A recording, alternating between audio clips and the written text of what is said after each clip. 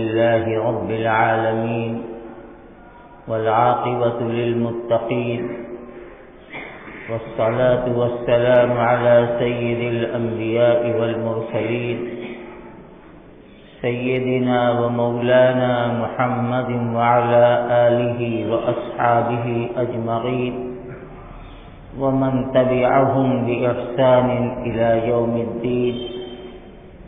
أما بعد، فأعوذ بالله من الشيطان الرجيم. بسم الله الرحمن الرحيم. ومن أحسن قولا ممن دعا إلى الله وعمل صالحا وقال إنني من المسلمين. صدق اللہ العظیم. محترم بزرگوں، حاضرین،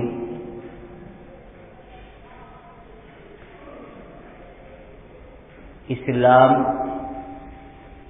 یہ سراپا دعوت ہے اور اسی دعوت کی محنت کے نتیجے میں اللہ تعالی نے دنیا کے کونے کونے تک اسلام کے نور کو پہنچایا اور اسلام کا پیغام سارے عالم تک پہنچا. اللہ تعالی نے رسول اکرم صلی اللہ تعالی علیہ وسلم کو براہ راست مخاطب کر کے فرمایا تھا، یا ایھا الرسول بلغ ما انزل الیک من ربک. اے رسول، آپ کے پروردگار کی طرف سے جو باتیں نازل کی گئی ہیں آپ لوگوں تک ان باتوں کو پہنچا دیجیے. چنانچہ اسلام کے ابتدائی زمانے میں جبکہ پوری دنیا شرک اور بت پرستی کی گندگی میں ڈوبی ہوئی تھی، اس وقت سب سے بڑی ضرورت یہ تھی کہ لوگوں کو ایک اللہ کی دعوت دی جائے. چنانچہ اللہ تعالی نے سب سے پہلے نبی صلی اللہ علیہ وسلم کو حکم دیا، وَأَنذِرْ عَشِيرَتَكَ الْأَقْرَبِينَ. اے پیغمبر، اپنے رشتہ داروں کو، قرابت داروں کو اللہ کے عذاب سے ڈرائیے. چنانچہ رسول اللہ صلی اللہ علیہ وسلم نے اپنے خاندان والوں کو ایک جگہ جمع کیا، پہاڑ کی بلندی پر، اور آپ نے ان کے سامنے ایمان کی دعوت پیش کی کہ اللہ ایک ہے، اس کا کوئی شریک نہیں، نفع نقصان، عزت اور ذلت، آسانی اور مصیبت، یہ سب اسی کے قبضہ قدرت میں ہے اور اسی کے حکم سے آتے ہیں، اور میں اللہ کا رسول ہوں. اللہ نے مجھے اپنا نبی اور رسول بنا کر بھیجا ہے. آپ نے اپنے خاندان کی ایک ایک شاخ کا نام لیا اور ان کو مخاطب کیا کہ اے عبد المطلب کی اولاد، اے بنو ہاشم کی اولاد، اے میری پھوپھی صفیہ، سب کو مخاطب کیا اور فرمایا انقذی انفسک من النار، انقذوا انفسکم من النار، اپنے آپ کو جہنم کی آگ سے بچاؤ۔ آپ نے اپنی صاحبزادی حضرت فاطمہ کو مخاطب کر کے فرمایا یا فاطمہ بنت رسول اللہ انقذی نفسک من النار، اے فاطمہ رسول اللہ کی بیٹی، اپنی جان کو جہنم کی آگ سے بچا، لا اغنی عنک من اللہ شیئا، میں اللہ کے یہاں تمہارے کوئی کام نہ آ سکوں گا، وہاں اپنا ایمان کام آئے گا۔ آپ نے یہ سب سے پہلی دعوت اور سب سے پہلی اجتماعی محنت ہے جو آپ نے ایک پہاڑی پر جمع کر کے صحابہ اپنے خاندان والوں کو ایمان کی دعوت پیش کی، اور اسی موقع پر ابو لہب جو آپ کا چچا تھا، جس نے آپ کی شان میں گستاخی کی اور کہا تبا لک اما جمعتنا الا لہذا، اے محمد تمہارا ناس ہو جائے، تم برباد ہو جاؤ، کیا تم نے اسی بات کے لیے ہمیں جمع کیا تھا؟ سگے چچا ہیں ابو لہب رسول اکرم صلی اللہ علیہ وسلم کی، لیکن سب سے پہلی گستاخی حضور کی شان میں ابو لہب نے کی۔ اللہ کو جلال آ گیا اور اللہ تعالی نے ابو لہب کے لیے ایک مکمل سورت نازل فرمائی، سورہ تبت یدا ابی لہب وتب ما اغنی عنہ مالہ وما کسب، پوری سورت نازل کی، اور نبی کریم صلی اللہ علیہ وسلم کو یہ تسلی دی کہ اے پیغمبر، یہ ابو لہب آپ کے لیے بربادی اور ہلاکت کی بددعا کرتا ہے، میں کہتا ہوں کہ ابو لہب ہلاک ہوگا، اس کا مال، اس کی دولت اسے کوئی کام نہ آئے گی، یہ برباد ہوگا، اور برباد ہو گیا، ختم ہو گیا۔ یہ سب سے پہلی ایمان کی دعوت تھی۔ اس کے بعد جب ایک ایک کر کے لوگ ایمان میں داخل ہوئے تو اب اللہ تعالی کا دوسرا حکم نازل ہو گیا، اللہ کا دوسرا حکم آیا، اور اب اس میں دعوت کی محنت کو اور عمومی انداز میں کرنے کا حکم دیا گیا۔ آپ نے فرمایا لِتُنذِرَ أُمَّ الْقُرَى وَمَنْ حَوْلَهَا، اے پیغمبر اب آپ اپنی محنت کا دائرہ وسیع کیجیے۔ ام القرى یہ مکہ المکرمہ کو کہا جاتا ہے۔ آپ نے فرمایا، اللہ نے فرمایا اپنی محنت کا میدان پورے مکہ کو بنائیے، لِتُنذِرَ أُمَّ الْقُرَى وَمَنْ حَوْلَهَا، اور مکے کے ارد گرد آس پاس کے جو قبیلے ہیں، جو بستیاں ہیں، وہاں ایمان کی محنت اور توحید کی اور رسالت کی دعوت ان تک پہنچائی ہے۔ رسول اکرم صلی اللہ علیہ وسلم نے اب محنت کے دائرے کو وسیع کر دیا۔ اب پورے مکے میں ایمان کی محنت، عقیدے کی محنت، اور سب سے بنیادی چیز ایک اللہ کی محنت کہ اللہ ایک ہے اسے مانو، جسے وحدانیت اور توحید کہتے ہیں، شروع ہو گئی۔ آہستہ آہستہ اللہ تعالیٰ نے جن کی قسمت میں ایمان رکھا تھا، اب آہستہ آہستہ وہ لوگ ایمان میں آ گئے، آتے رہے آتے رہے آتے رہے، اب مسلمانوں کی تعداد بڑھ گئی۔ پھر اس کے بعد اب محنت کا دائرہ اور بڑھا، اور پھر یہ محنت مکے اور مکہ کے علاوہ اطراف و جوانب میں پھیلی، اور پھر اس کے بعد یہ محنت مدینے تک پہنچی۔ مدینے والے آئے حج کے موقع پر، اللہ کے پیغمبر نے انہیں بھی وہی ایمان کی دعوت دی، رسالت کی دعوت دی۔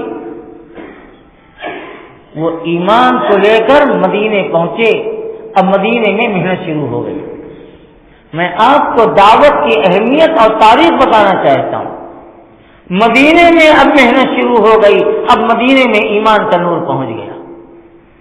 اب پھر ایک وقت ایسا آیا کہ رسول اکرم صلی اللہ تعالی علیہ وسلم کو اللہ تعالی نے حکم دے دیا کہ اب آپ مکہ چھوڑ کر مدینے ہجرت کر جائیں۔ آپ مدینے پہنچ گئے۔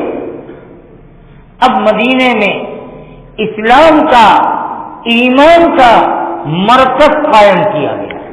سب سے پہلے مکے میں کوئی مرکز نہیں تھا، اس لیے کہ وہاں دشمنی اور مخالفت بہت زیادہ تھی۔ مرکز بنا مدینے میں جا کر، اور مسجد نبوی کو ایمان اور اعمال کا مرکز بنایا گیا۔ مسجد نبوی کو خانقاہ بنائی گئی، مسجد نبوی میں مدرسہ بنایا گیا۔ خانقاہ، مدرسہ، ایمان کی محنت سب ایک ہے، سب ایک ہے، سب کا مقصد ایک ہے، طریقہ الگ الگ ہے۔ کوئی کسی لائن سے، کوئی کسی لائن سے، کوئی کسی لائن سے محنت کر رہا ہے۔ مسجد نبوی سب کا مرکز، وہی نبی کا پہلا مدرسہ بھی، وہی اللہ کے پیغمبر کی خانقاہ بھی، وہی فوجی چھاونی بھی، وہی دعوت کا مرکز بھی، وہی تعلیم و تعلم کا مرکز بھی، سب وہیں سے ہو رہا ہے۔ اب اللہ تعالی نے آیت نازل فرما دی دعوت عام کے لیے، اور اللہ تعالی نے آیت نازل فرمائی کہ اے پیغمبر کہیے، یا ایھا الناس انی رسول اللہ الیکم جمیعا، اے لوگوں میں تم سب کی طرف اللہ کا نبی بنا کر بھیجا گیا، پوری انسانیت کے لیے اور قیامت تک آنے والے ہر فرد کے لیے میں اللہ کا آخری پیغمبر بن کر آیا ہوں۔ آپ کی دعوت ایک عالمی دعوت ہے، آپ کی محنت کا میدان اب عالمی محنت کا میدان بن گیا۔ اور رسول اللہ صلی اللہ علیہ وسلم نے جو اپنی مبارک زندگی کے آخری سال میں جو حج فرمایا، جسے حجۃ الوداع کہا جاتا ہے، سن 10 ہجری میں، اور عرفات کے میدان میں یہ 23 سال کی محنت کا نتیجہ یہ تھا کہ 1.25 لاکھ ایمان والے نبی کے ساتھ عرفات کے میدان میں حج کے لیے موجود ہیں۔ 23 سال پہلے کوئی نہیں تھا مومن، آج 23 سال کی قربانی کے نتیجے میں اللہ تعالی نے اتنی بڑی تعداد میں ایمان والوں کو، اور وہ ایمان والے جن کو صحابہ کہا جاتا ہے، عرفات کے میدان میں جمع کر دیا۔ اور نبی علیہ السلام نے وہاں عصر کی نماز کے بعد ایک خطبہ دیا، تقریر فرمائی، بڑی اہم تقریر، جس میں پورے دین کا نچوڑ اور خلاصہ بیان فرمایا، 23 سالہ محنت کا نتیجہ اور خلاصہ بیان کیا۔ اور پھر اس کے بعد آپ نے فرمایا، الا فلیبلغ الشاہد الغائب، اے لوگوں اب سنو میرا یہ اعلان جو عالمی اعلان ہے کہ آج جو لوگ اس مجمع میں موجود ہیں، میرے پیغام کو، میرے دین کو ان لوگوں تک پہنچا دے جو موجود نہیں ہیں، جو حاضر ہیں وہ غائب تک پہنچا دے۔ کیا مطلب یہ ہے کہ جو آج موجود ہیں، تم میری زبان سے میرے پیغام کو، میری باتوں کو سن رہے ہو، جو اس مجمع میں موجود نہیں ہے ان تک پہنچاؤ، اور پھر اس کے بعد آنے والی قیامت تک کی نسلوں تک میرے پیغام کو پہنچاؤ۔ غائب سے مراد یہ ہے کہ قیامت تک جو لوگ پیدا ہونے والے ہیں وہ میری اس پیغام کو، میری اس دعوت کو، میری اس محنت کو اب ایک ایک انسان تک پہنچا دیں۔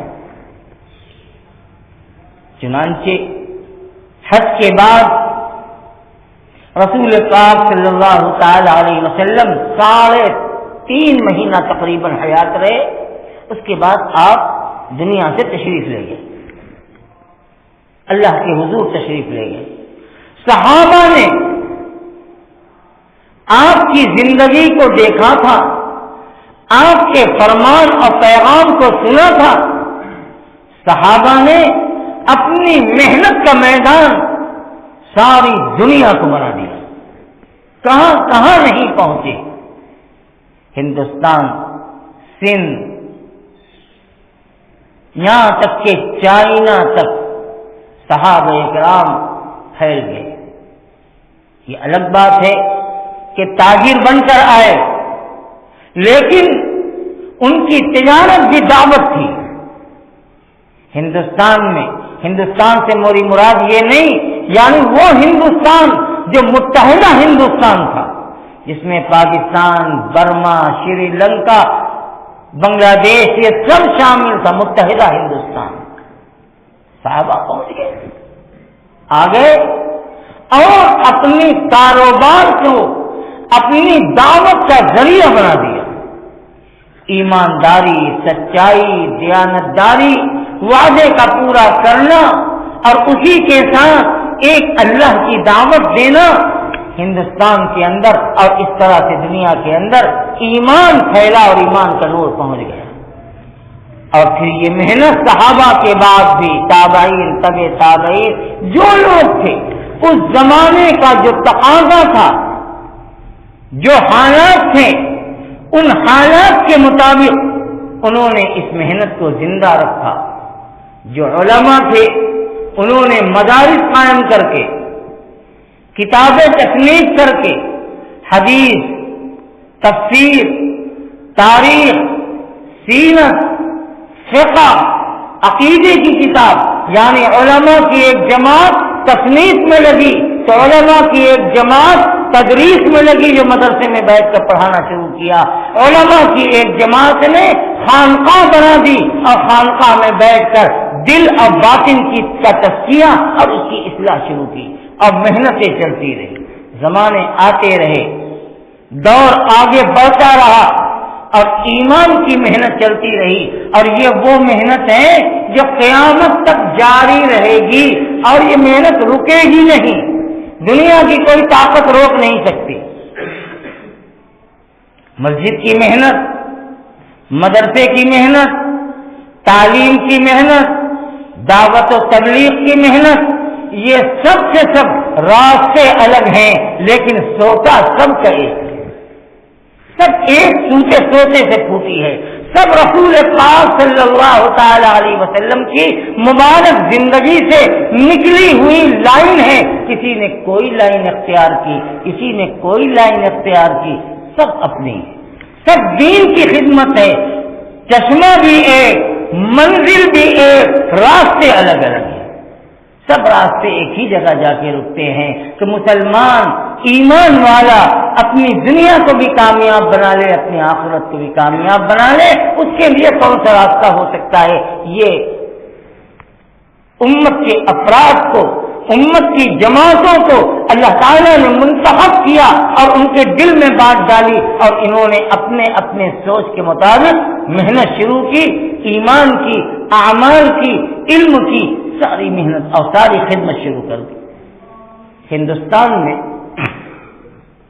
آج سے 100 برس پہلے، 100 سال پہلے،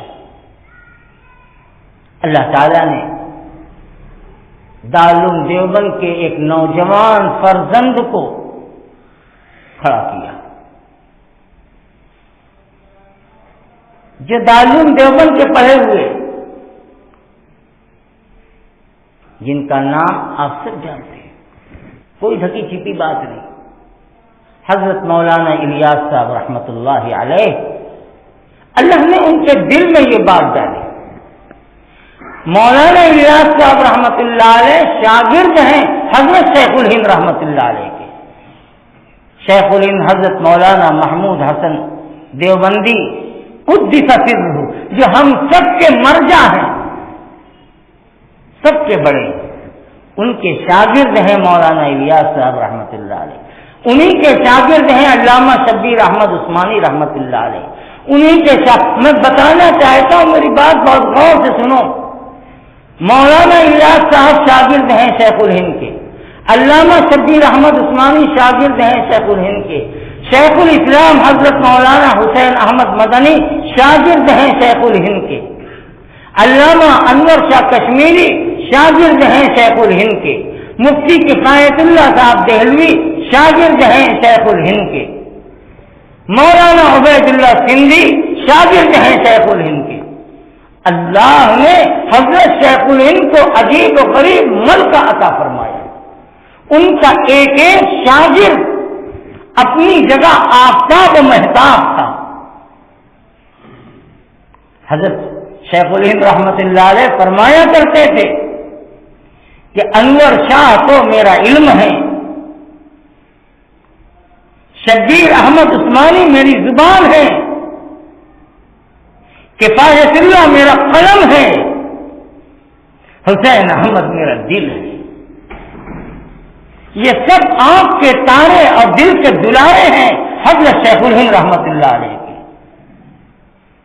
یہ کوئی الگ نہیں، میں نے کہا تھا چوٹا ایک جگہ سے پھوٹا ہے، مرکز ایک ہے، اور وہ مرکزی شخصیت ہے حضرت شیخ الہند رحمۃ اللہ علیہ کی۔ ان کے تلامذہ نے وہ کام کیا ہے ساری دنیا کے اندر کہ اس کو مثال میں 500-600 سال کی تاریخ میں اس کی مثال نہیں پیش کی جا سکتی۔ اللہ نے شیخ الہند کے شاگردوں کو الگ الگ میدان دیا۔ انور شاہ کشمیری کو مسند حدیث میں بٹھا کر محدثین کو پیدا کرنے کا مشغلہ دیا، حضرت مدنی کو مسند حدیث پر بیٹھایا بھی اور محدثین پیدا کرائے، اور حضرت مدنی کو مجاہد بنا دیا، ہندوستان کے اندر مجاہد اعظم کہلاتے ہیں۔ مفتی کفایت اللہ کو اللہ تعالیٰ نے تصنیف و تعلیف اور فتاوی کی ذمہ داری دی، اور اسی کے ساتھ مجاہد بنا کر کے خدمت خلق کا جذبہ ان کے اندر اللہ نے پیدا کیا۔ حضرت نے علمی عملی آج بھی کفایت المفتی حضرت مفتی کفایت اللہ صاحب رحمۃ اللہ علیہ کے فتاوی ہے، اور آج پورا ہندوستان فتویٰ دیتے وقت حضرت مفتی کفایت اللہ صاحب کی کفایت المفتی کو سامنے رکھ کر کے اسی کی روشنی میں فتویٰ دیتا ہے۔ نہیں جانتے لوگ۔ مولانا عبید اللہ سندھی کی نظر پر شیخ الہند کی نظر پڑ گئی، عبید اللہ سندھی بن گئے، ورنہ انہیں کون جانتا تھا۔ حضرت شیخ الہند نے کہا عبید اللہ تم سندھ اور کابل کے علاقے میں جاؤ، وہاں خدمت کرو۔ یہ سن 1915 اور 20 کے درمیان کی بات میں آپ کو بتا رہا ہوں۔ اب کیا کارنامہ انجام دیا ہے مولانا عبید اللہ سندھی نے، جو آب زر سے لکھنے کے قابل ہے، وہ تاریخ کی کتابوں کے اندر بھرا پڑا ہے۔ مولانا الیاس صاحب رحمۃ اللہ علیہ، اللہ تعالیٰ نے ان کے دل میں دعوت تبلیغ کا داعیہ پیدا کر دیا کہ ہم اس قدیم انداز میں جو ہمارے قدیم زمانے میں دعوت کا انداز تھا، گھوم گھوم کر خود جا جا کر لوگوں کی خوشامدیں کر کر کے ہم ان کے اندر ایمان اور ایمان کے ساتھ عمل کا جذبہ پیدا کریں۔ شیخ مولانا الیاس صاحب رحمۃ اللہ علیہ کے دل میں اللہ نے یہ داعیہ پیدا کیا۔ تو ایسا نہیں ہوا کہ مولانا الیاس صاحب نکل گئے، دل میں اللہ کی طرف سے الہام ہوا، لیکن نکلے نہیں کہ نکل جاتے۔ سب سے پہلے حضرت شیخ الہند کی خدمت میں حاضر ہوئے، اپنے شیخ اپنے استاد کی خدمت میں، کہ حضرت میرے دل میں یہ بات آ رہی ہے، من جانب اللہ ڈالی جا رہی ہے، آپ کا کیا حکم ہے؟ آپ ہمیں حکم دیجئے۔ شیخ الہند نے سر پہ ہاتھ رکھا اور کہا الیاس جاؤ اپنی محنت کا میدان، ملک کو بناؤ، محنت کرو۔ شیخ الاسلام حضرت مدنی کے پاس گئے، فرمایا کہ حضرت میرے دل میں یہ بات آ رہی ہے اور میں یہ چاہتا ہوں آپ فرمائیں، آپ کی رہنمائی کی ضرورت ہے۔ حضرت مدنی نے فرمایا کہ مولوی الیاس جاؤ، جا کر محنت کرو، اللہ تمہاری خیر مدد کرے گا، تمہیں کامیاب کرے گا۔ اسی طرح سے حضرت الیاس، مولانا الیاس علیہ الرحمہ کے جو اساتذہ، جو بڑے اکابر موجود تھے، سب سے مشورہ کیا اور مشورہ کرنے کے بعد اللہ کے نام پر نکل پڑے اور محنت کا میدان بنایا۔ سب سے پہلے اس علاقے کو جو دین اور ایمان اعمال کے اعتبار سے سب سے پچھڑا علاقہ تھا، میوات کا علاقہ۔ میں نے دیکھا ہے وہ علاقے، میرے دیکھے ہوئے ہیں، نوح اور اس کے آس پاس کا علاقہ جو میوات کا علاقہ کہلاتا ہے، میں نے دیکھا ہے وہ آج بھی پہاڑی علاقہ ہے۔ اس زمانے میں بڑی محنت کی، بڑی محنت کی حضرت نے، اب محنت کرنے کے بعد میوات کی سب سے پہلی جماعت تیار ہوئی۔ یہ سب دستاویز ہے، میری بات سنو۔ سب سے پہلے میوات سے کچھ لوگوں کی ایک جماعت تیار کی، بڑوں کا بڑی سوچ ہوتی ہے، ان کے اندر بڑا احترام ہوتا ہے۔ اب ہم لوگوں کے اندر سے احترام نکل گیا۔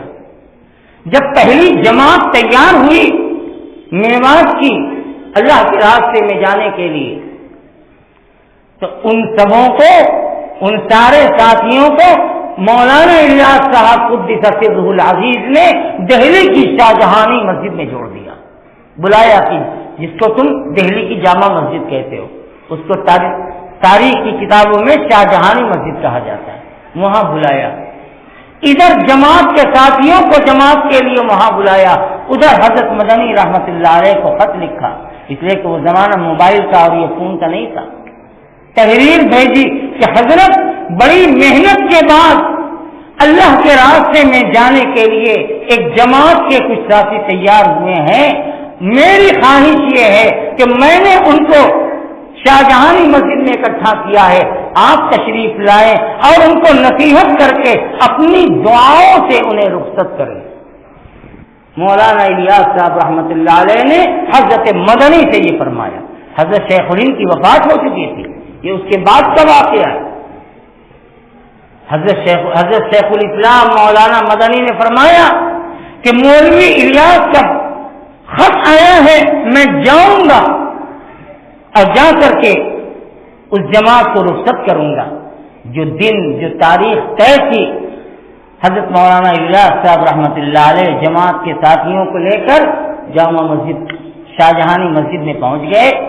حضرت مدنی بھی تشریف لے آئے، اور حضرت اس زمانے میں لال قلعہ پر انگریز کا جھنڈا لہرا رہا تھا، اس لیے کہ دور وہی تھا، لال قلعہ پہ ان کی حکومت، پورے ملک پر ان کی حکومت، جیسے آج لال قلعہ پہ ترنگا لہراتا ہے، اس زمانے میں انگریز کا جھنڈا، انگلینڈ ملکہ برطانیہ کا جھنڈا لہرا رہا تھا۔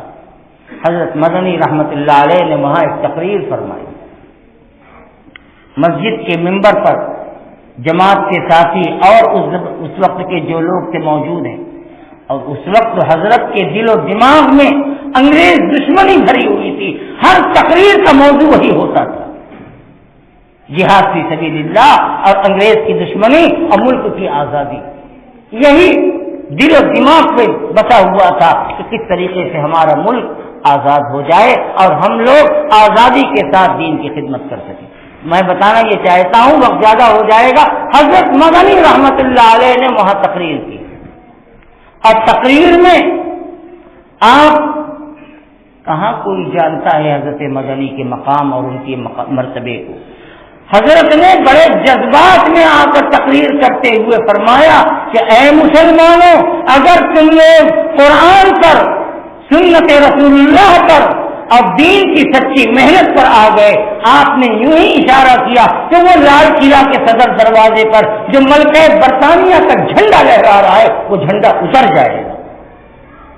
حضرت نے جب یوں اشارہ کیا اچانک سارے لوگوں کی نظر ادھر پڑی تو بتانے والے نے مجھے بتایا ہے کہ جب حضرت نے اشارہ کیا تو جھنڈا گر چکا تھا اور اوندھے منہ ایسے ہو گیا تھا ایک اشارے سے۔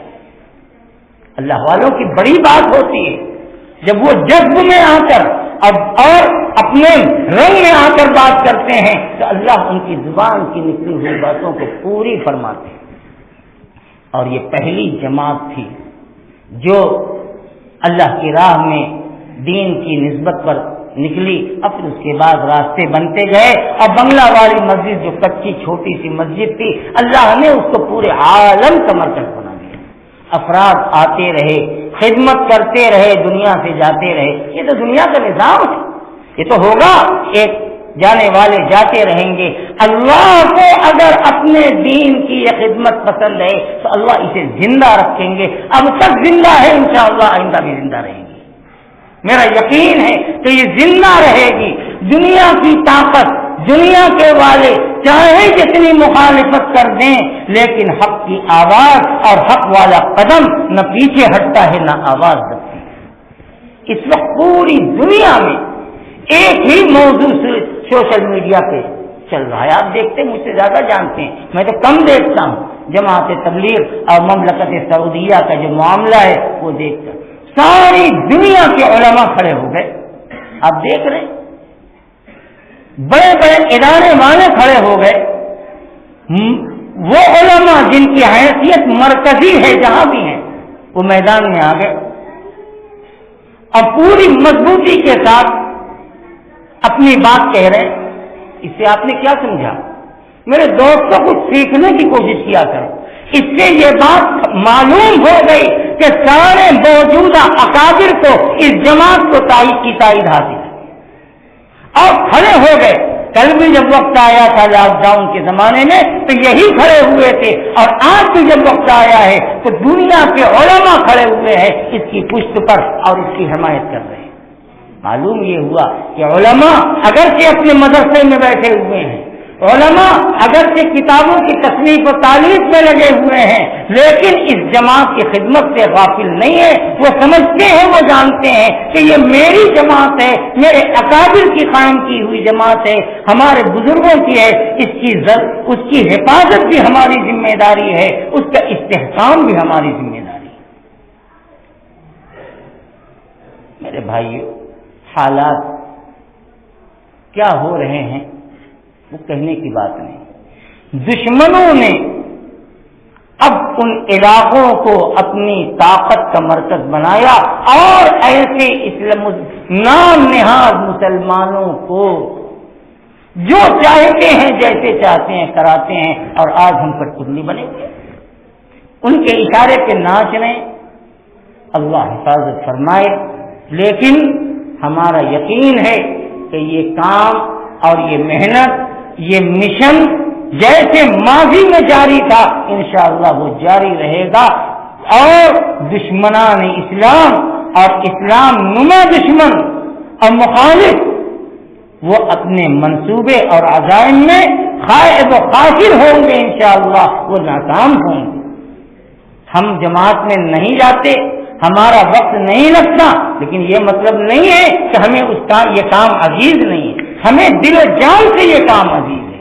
میرے بزرگوں کا قائم کیا ہوا اور اس کی بنیاد میرے اکابر نے رکھی ہے، اور دارالعلوم دیوبند سے اس کی شاخ پھوٹی ہے، اور یہی وہ سلسلہ ہے جو سلسلۃ الذہب ہے، جو حضرت شیخ الہند اور حضرت شیخ الہند سے آگے بڑھ کر کے حضرت نانوتوی اور حضرت گنگوہی اور اس سے آگے بڑھ کر کے حضرت شاہ ولی اللہ تک پہنچتا ہے۔ یہ روحانی سلسلہ ہے جو پہنچتا ہے۔ اللہ تعالی ہم سب کے دلوں میں اس کام کی قدر و قیمت، عظمت، محبت بڑھا دے، اور اللہ جتنی توفیق دے ہم اپنا حصہ اس میں لے لیں۔ اور ہم دعا کرتے ہیں کہ پروردگار عالم ہر شرور و فتن سے اس کام کے کرنے والوں کی اور تمام اسلامی تحریکات کی حفاظت فرمائے، چاہے وہ کسی لائن سے ہو رہی ہوں۔ وآخر دعوانا ان الحمد للہ رب العالمین۔